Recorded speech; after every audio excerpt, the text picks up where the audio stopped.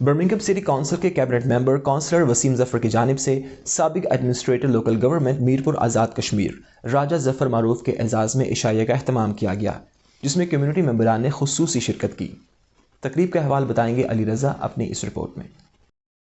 پاکستان یا آزاد کشمیر سے کوئی بھی اہم شخصیت جب برطانیہ آتی ہے تو برطانیہ میں بسنے والے اوورسیز اپنے روایتی انداز میں مہمانوں کا استقبال اور عشائیوں کا بندوبست کرتے ہیں، جس میں معاشرے کی اہم شخصیات کو مدعو کر کے آبائی علاقے اور یہاں کے مسائل کو زیر بحث لایا جاتا ہے۔ گزشتہ روز میرپور آزاد کشمیر سے آئے ہوئے نوجوان سیاسی اور سماجی شخصیت سابق ایڈمنسٹریٹر لوکل گورنمنٹ راجہ ظفر معروف کے اعزاز میں برمنگھم سٹی کونسل کے کیبنٹ ممبر کونسلر وسیم ظفر نے ایک عشائیہ دیا، جس میں کونسلرز اور دیگر کمیونٹی رہنماؤں کو بھی مدعو کیا گیا۔ اس دوران آزاد کشمیر کی تعمیر و ترقی اور بلدیاتی الیکشن کے سلسلہ میں گفتگو ہوئی، جس پر لوکل کونسلرز نے کہا کہ برطانیہ کی طرز پر اگر آزاد کشمیر میں بھی لوکل گورنمنٹ سسٹم متعارف کروایا جائے تو آزاد کشمیر کو تعمیر و ترقی کا گہوارہ بنایا جا سکتا ہے۔ اس دوران راجہ ظفر معروف نے کہا کہ اگر آزاد کشمیر میں موجود حکومت بلدیاتی الیکشن کروانے میں کامیاب ہو جاتی ہے تو یہ حکومت کا تاریخی کام ہوگا۔ اقتدار نچلی سطح پر منتقل ہوں گے تو لوگوں کی مشکلات کافی حد تک کم ہو جائیں گی، تعمیر و ترقی اور روزگار کے مواقع پیدا ہوں گے۔ لیکن ایسا لگتا ہے کہ موجودہ ممبرز اسمبلی ان الیکشنز میں رکاوٹ بنے گی، کیونکہ وہ لوکل سیاست میں یہی فنڈز استعمال کرتے ہیں اور ان کو شاید یہ خدشہ ہے کہ ان کی چودراہٹ ختم ہو جائے گی۔ اس دوران راجہ ظفر معروف، کونسلر وسیم ظفر، راجہ ایاز اور دیگر نے کہا کہ آج کے عشائیہ کا مقصد یہی تھا کہ راجہ ظفر معروف کو یہاں کا لوکل سسٹم دکھایا جائے تاکہ یہ آزاد کشمیر کے لوکل الیکشن میں نئی چیزیں شامل کرنے کی تجاویز دے سکیں اور انہیں معلوم ہو کہ لوکل گورنمنٹ سسٹم عوام کے لیے کس قدر فائدہ مند ہے۔ دیکھیں، بلدیاتی انتخابات کسی بھی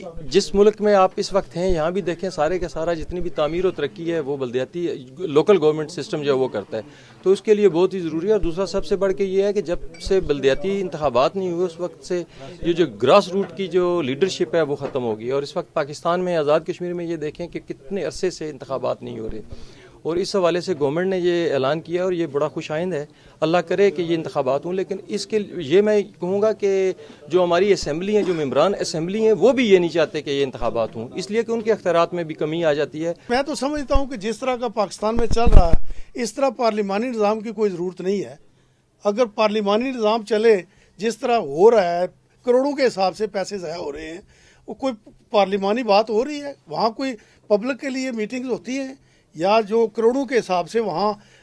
ہر مہینے کی اجلاس ہوتے ہیں، تو اس میں پبلک کا کیا فائدہ ہوتا ہے سوائے اپنی ذات کے؟ کوئی سیاستدان بھی وہاں جتنے ہم نے دیکھے ہیں اپنی ذات کے لیے کام کرتے ہیں، باقی قوم کے لیے ویسے ہی یہ تقریریں ہوتی ہیں۔ I think it's absolutely imperative that in Azad Kashmir we have a return to elections, in local body elections. We elect councillors right at that grassroots level so they can get on with doing the day-to-day activities that the community desperately need. And the legislators, the members of the Legislative Assembly, they can get on with making the law. Here in our country, here in the UK, we have MPs who work tirelessly to make law in this country, and councillors work hard to ensure that the local services are delivered that the community absolutely need. شرکاء کا کہنا ہے کہ جون 2022 تک امید ہے کہ Azad Kashmir government اپنے وعدے کے مطابق بلدیاتی الیکشن کروائے گی، جس میں ہم اوورسیز کشمیری بھی حصہ لینے اپنے آبائی علاقوں میں جا کر اس پروسیس میں ضرور حصہ لیں گے۔ Ali Raza, CNN news, Birmingham.